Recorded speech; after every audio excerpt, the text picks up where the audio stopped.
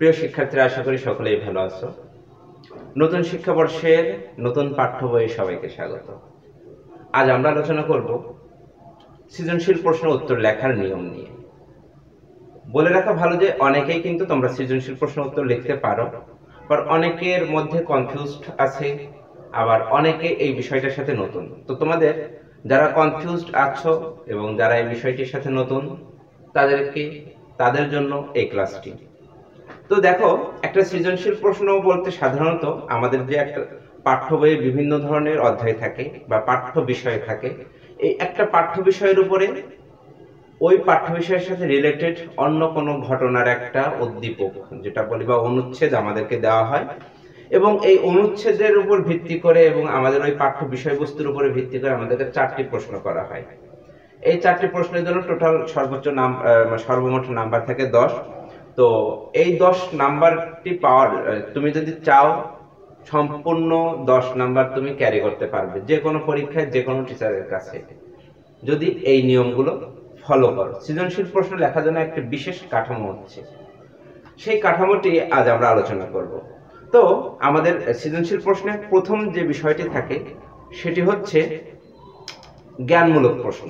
আমাদের 1 নম্বরে বা অর্থাৎ ক নাম্বারে আসে জ্ঞানমূলক প্রশ্ন, এবং এই জ্ঞানমূলক প্রশ্নের একটি উত্তরের জন্য 1 নাম্বার থাকে। আর এই জ্ঞানমূলক প্রশ্নটি সরাসরি আমাদের বই থেকে, আমাদের পাঠ্য বিষয় থেকে করা হয়। যে কোনো একটি বিষয় জানতে চাওয়া হয়, মূলত একজন শিক্ষার্থীর মেধাশক্তি বা স্মৃতিশক্তি কতটুকু সেটা যাচাই করার জন্য এই জ্ঞানমূলক অংশটি প্রশ্ন করা হয়। যেমন প্রশ্ন করা হতে পারে, বাংলাদেশের ঋতু কয়টি, বাংলাদেশের প্রথম ঋতু কি। তো এই প্রশ্নের উত্তরগুলো তোমাদেরকে দিতে হবে, এবং তো অনেকে লেখো যে 6টি, কিন্তু হবে না, লিখতে হবে বাংলাদেশে মোট 6টি ঋতু আছে। অর্থাৎ একটা প্রশ্ন করা হলে পূর্ণ বাক্যে সেটির উত্তর করতে হবে, তাহলে তুমি 1 নাম্বার পাবে, না হলে কিন্তু নাম্বার পাবে না। অনেকে হয়তো নাম্বার পেয়ে থাকো, এটা তোমাদের টিচারদের তোমাদের প্রতি সিম্প্যাথি। তবে তুমি যদি লিগ্যালি একটা নাম্বার ক্যারি করতে চাও, তাহলে তোমাকে কি করতে হবে, তোমাকে সম্পূর্ণ একটা পূর্ণ বাক্য তৈরি করে লিখতে হবে। এরপর আমাদের 2 নম্বর প্রশ্ন, অনুধাবনমূলক প্রশ্ন। এখানে আমাদের পাঠ্য বইয়ের যে কোনো একটি বিষয় ব্যাখ্যা করতে বলা হয়। তো সেই বিষয়টি ব্যাখ্যা করার জন্য আমাদের 2টা নাম্বার থাকে। তো এই প্রশ্নটি আমাদের 2টা প্যারাতে লিখতে হয়। প্রথম প্যারার জন্য 1 নাম্বার, দ্বিতীয় প্যারার জন্য 1 নাম্বার। তো প্রথম প্যারাটাও আমাদের হুবহু বই থেকে জ্ঞানমূলক অংশের মতো এক কথায় লিখতে হবে। তো এইটা তোমরা অনেকে তখন ভুল করে থাকো। দেখা যায় প্রশ্নে চাওয়া হচ্ছে যে শরৎ শ্রেষ্ঠ ঋতু ব্যাখ্যা করো। তো তখন তুমি যদি বলো যে শরৎ শ্রেষ্ঠ ঋতু নিচে তার ব্যাখ্যা করা হলো, তাহলে কিন্তু ওটা মোটেও প্রাসঙ্গিক না এবং ওটা সম্পূর্ণ ভুল। তোমাকে ওখানে একটা লিখতে হবে এক বাক্যে যে শরৎ এই কারণে বাংলাদেশের ঋতু বৈচিত্র্যের মধ্যে শরৎ শ্রেষ্ঠ ঋতু, এতটুকু লিখলেই হবে। এরপরে তোমাকে নিচে ব্যাখ্যা করতে হবে যে শরতে এই ফুল ফোটে, এই ফল ফোটে, আমরা এইভাবে উদযাপন করি, আমাদের আবহাওয়া এমন থাকে, আমাদের জলবায়ু এমন থাকে, আমাদের প্রকৃতি এমন থাকে। এই সমস্ত কারণে সার্বিক বিষয় বিবেচনা করে আমরা বলতে পারি যে বাংলাদেশের ঋতু বৈচিত্র্যের মধ্যে শরৎ শ্রেষ্ঠ ঋতু বা বসন্ত শ্রেষ্ঠ ঋতু। যে কোনো একটা বিষয় তোমাকে বলতে হবে, বা বাংলাদেশে যে কোনো একটা টপিক যাই হোক, তোমার ওই পাঠ্যপুস্তকের ওই পাঠ্য বিষয় থেকে 2 নাম্বার প্যারাতে তোমাকে ব্যাখ্যা করতে হবে। কমপক্ষে 7 থেকে 8 লাইন লিখবে। এটা হচ্ছে 7-8 লাইন বলতে অনেকের লেখা বড় বড় আছে, তাদের জন্য কিন্তু 7-8 লাইন না। 7-8 লাইন বলতে সাধারণত আমরা নরমালি যে হাতের লেখাগুলো বুঝি, সেই লেখাতে 7-8 লাইন লিখলেই এনাফ। এরপর আমাদের গ নাম্বার প্রশ্নে, অর্থাৎ 3 নাম্বারে যে প্রশ্নটি আসে সেটি হচ্ছে আমাদের প্রয়োগমূলক প্রশ্ন। এখানে কি করতে হয়, এখানে আমাদের একটি বিষয় দেওয়া থাকে, সেই বিষয়ে আমাদের কি করতে হয়, পাঠ্য বইয়ের সাথে তুলনা করতে হয়। অর্থাৎ আমাদের প্রয়োগমূলক অংশে মূলত উদ্দীপকের সাথে আমাদের পাঠের বক্তব্যের তুলনা বা প্রতিতুলনা করতে হয়। অর্থাৎ উদ্দীপকের কোনো বক্তব্য বা কোনো বিষয় থাকে, কে উল্লেখ করা থাকে, সেটা মূল পাঠের সাথে কতটা সাদৃশ্যপূর্ণ, কতটা সাদৃশ্যপূর্ণ, সেই বিষয়টা কিন্তু তোমাদেরকে এখানে ব্যাখ্যা করে বলতে হবে। এক্ষেত্রে তোমাদের যেভাবে করতে হবে সেটি হচ্ছে এক নম্বরে তোমাদের আবার ওই জ্ঞানমূলক প্রশ্নের মতো, অর্থাৎ সংক্ষেপে উত্তর দিতে হবে ওইটা।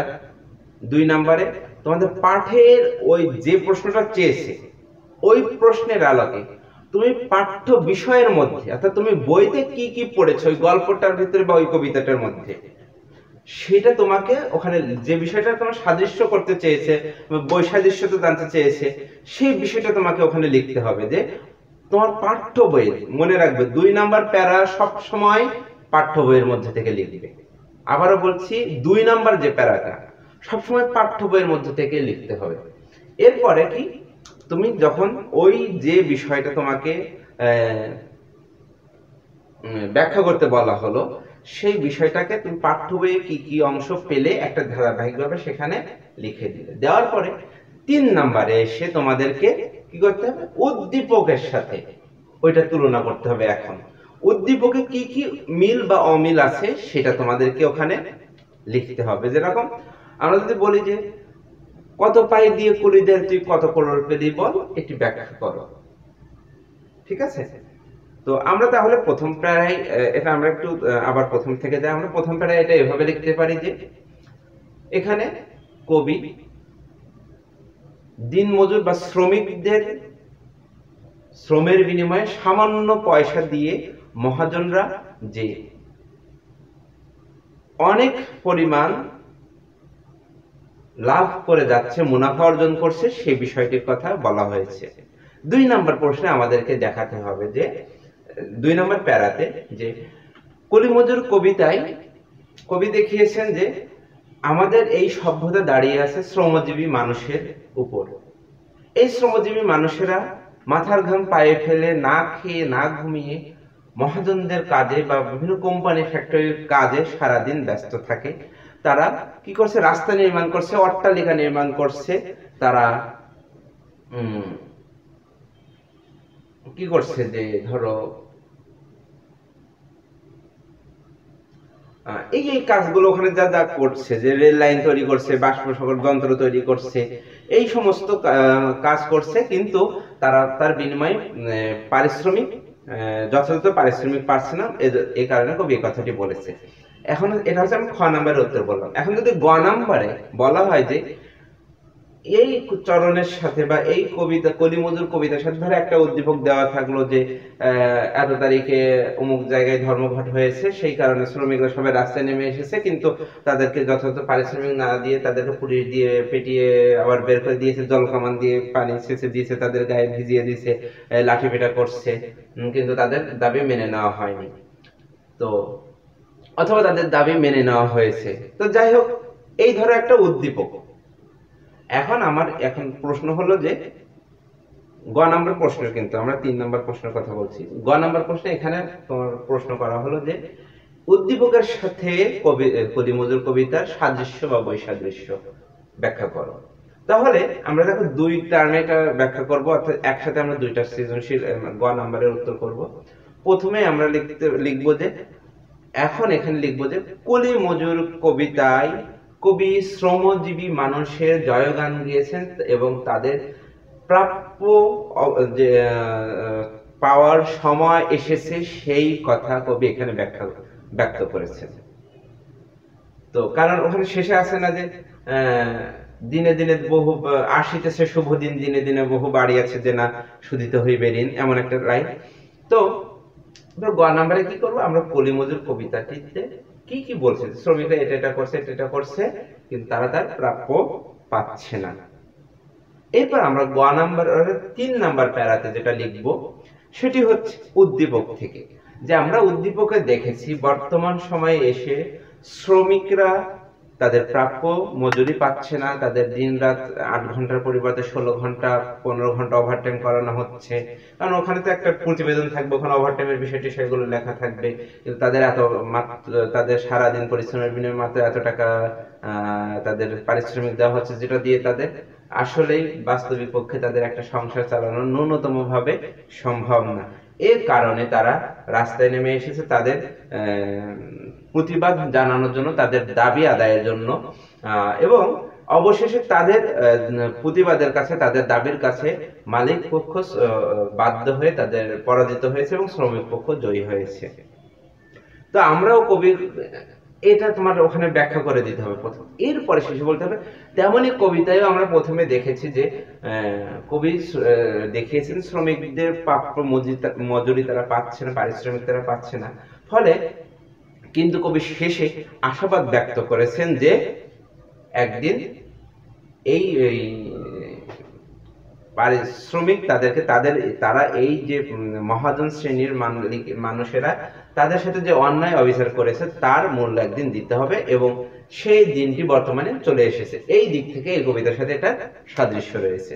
ঠিক আছে, এরপর আমরা ঘ নাম্বার অর্থাৎ সর্বশেষ যে প্রশ্নটি, এবং এখানে আরো একটা বলে রাখি, এখানে প্রতিটা প্যারার জন্য 3 নাম্বার করে থাকবে, 1 নাম্বার করে প্রশ্ন থাকবে।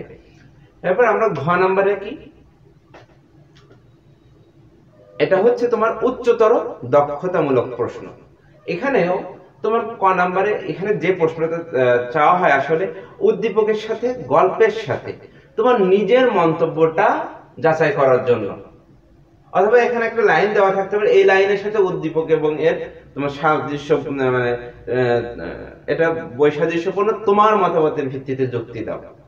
তো এখানে কি করতে হবে, সেম বিষয়, প্রথমে 1 নম্বরে তোমার এক কথায় উত্তরটা দিতে হবে, 2 নম্বরে পাঠ্য বইয়ে তুমি যেটা পড়েছো ওই টপিকসের উপর ভিত্তি করে ওখানে যুক্তিটা দেখাতে হবে, 3 নম্বর প্যারাতে তোমার উদ্দীপক থেকে সরাসরি উদ্দীপকে তখন আর তুলনা করবা না, তখন উদ্দীপকের বিষয়টা ওই প্রশ্নের রিলেটেড এবং তোমার ওই পাঠ্যপুস্তক রিলেটেড যে বিষয়গুলো ওখানে তুমি উপস্থাপন করবা। এরপরে কি করবা, 4 নাম্বার প্যারাতে এসে তখন তুমি তোমার নিজের মতামত প্রকাশ করবা, যে আমরা গল্পে দেখেছি এটা, উদ্দীপকেও দেখেছি এটা, কিন্তু এটা বাস্তবে এটা আসলে এরকম না, বা এরকম এই কারণে উদ্দীপকের এই লাইনটি যথার্থ, বা আমি মনে করি যে এই লাইনটি এরকম নয়, বা আমি মনে করি এইটার সমাধান এটা হওয়া উচিত।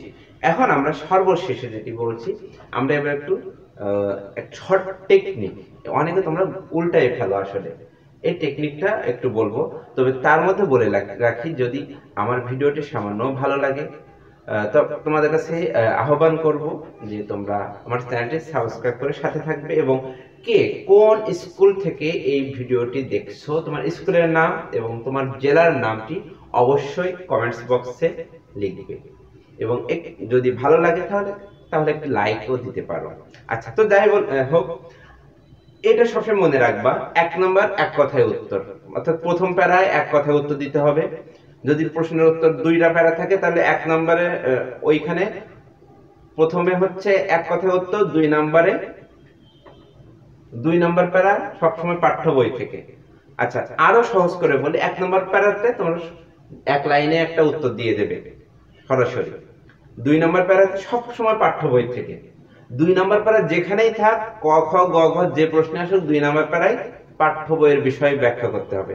3 নম্বর প্যারাতে সবসময় উদ্দীপক, যদি 3টা প্যারা থাকে তাহলে সবসময় উদ্দীপক, 4টা প্যারা থাকলেও 3 নম্বর প্যারাতে সবসময় উদ্দীপক থেকে আসবে, এবং 4 নম্বর প্যারা সবসময় তোমার নিজের মতামত তোমার এখানে ব্যাখ্যা করতে হবে, মিল অমিল সাদৃশ্য বৈসাদৃশ্য বা তোমার নিজের মতামত এখানে ব্যাখ্যা করতে হবে। এইটা মনে রাখলে তোমার কাছে সৃজনশীল পানির মতো সোজা। এবং আরো একটা বিষয় বলে রাখি, তোমাদের মূল বইটা ভালো করে পড়তে হবে, বর্তমান পেপার পত্রিকা গুলো বেশি বেশি করে পড়বে। সবাই ভালো থাকবে, সুস্থ থাকবে, এবং তোমাদের ক্লাসের সকল ভিডিও আমার চ্যানেলে আছে, তোমাদের যদি কোনো জিজ্ঞাসা থাকে সেটাও আমার প্রশ্ন এখানে করতে পারো, আমি চেষ্টা করবো সেই বিষয়ে তোমাদেরকে কমেন্টসে উত্তর দেওয়ার, অথবা কোনো যদি ভিডিওর প্রয়োজন হয় সেটাও আমি করার চেষ্টা করব। সবাই ভালো থাকবে, সুস্থ থাকবে, আমার জন্য দোয়া করবে, এই কামনা করে এখানে শেষ করছি। আল্লাহ হাফেজ।